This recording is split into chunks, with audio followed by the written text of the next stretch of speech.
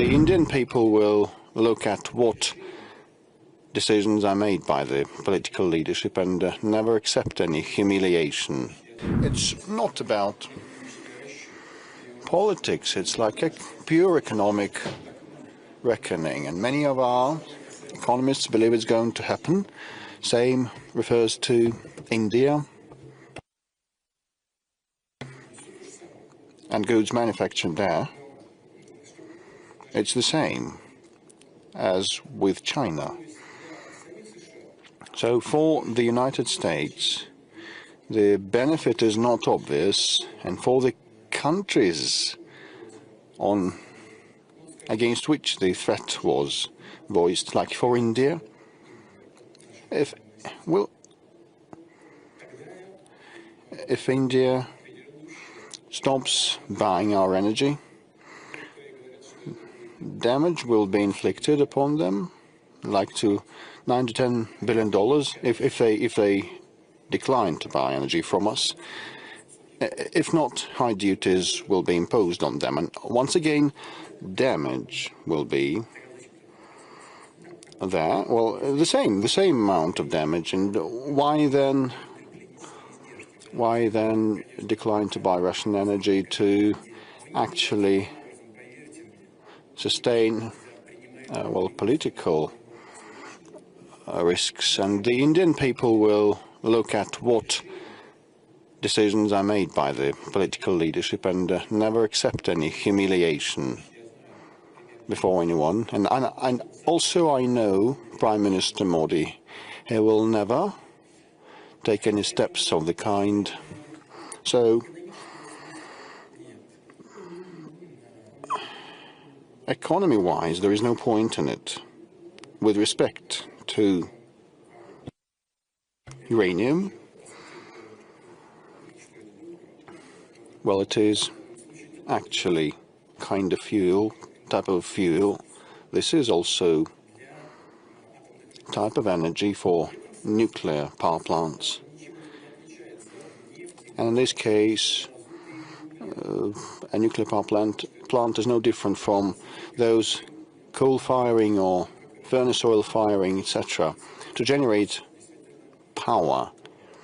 And the United States buys uranium from us.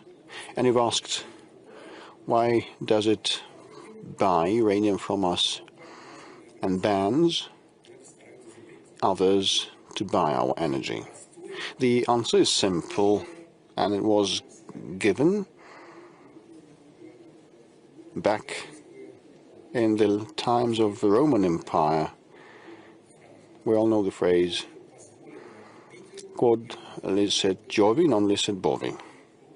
What is allowed to Jupiter is not allowed to Bull. Neither China nor India, even if we recall that in India cow is sacred, they venerate the cow. No one wants to act as a bull. However, in Europe, many of the politicians want to act as a bull or a goat or a ram. Will not point fingers, but this is not about China. It's not the case of India or China or any other major powers or mid-sized nations who respect themselves and will not allow to be humiliated. Well, as regards trading uranium, this continues, and the United States is the number one, I think, power in terms of nuclear generation. I don't remember the exact number. Probably they have 54 power plants, NPPs. But in the overall energy mix, it accounts for 18.7% only. I mean the nuclear power. We produce and generate less. We have fewer units, but in our energy mix it's also 18.5%, roughly the same proportion. But in the United States, they have a well-developed nuclear power sector, and it requires a lot of fuel. We are not number one supplier. You said we're the biggest supplier. No, this is not true. The biggest supplier is an American-European company, I forget its name, supplying 60% of nuclear fuel to the American market. And Russia is number